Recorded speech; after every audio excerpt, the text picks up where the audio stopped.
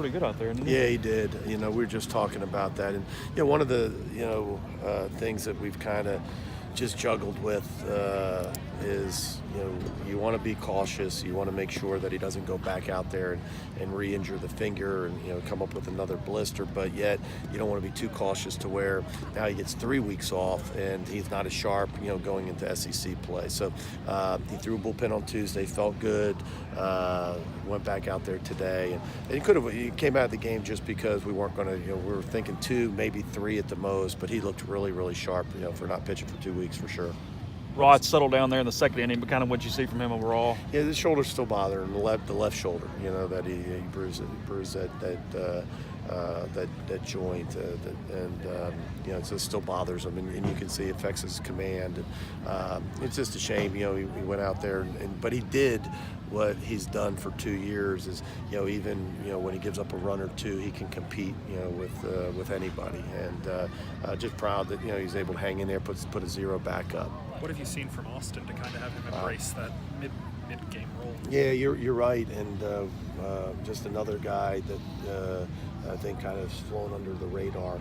Puts up 4 zeros tonight, and really saves the bullpen. We were going crazy in the 9th if it stayed at 5-2 with a 3-run lead, but once we got to 6, we were going to leave him in there, and just he's given us certainly some length in some games, and today was huge because we were really expecting him to get a little more out of Roth, and so now that we didn't get it out of him, we only go 3 pitchers, but once Roth came out of the game, you got 4 innings left, you're not sure where you're going to go, but we didn't have to use Nikhazy.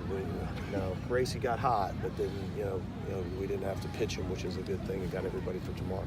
How well defined is Austin's role now? He's been, I think it's over 10 innings now, one of the more consistent guys on the pen.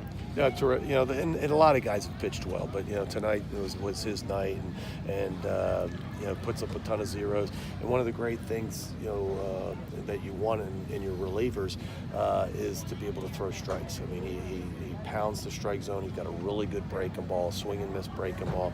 He's got a good move. He controls the running game.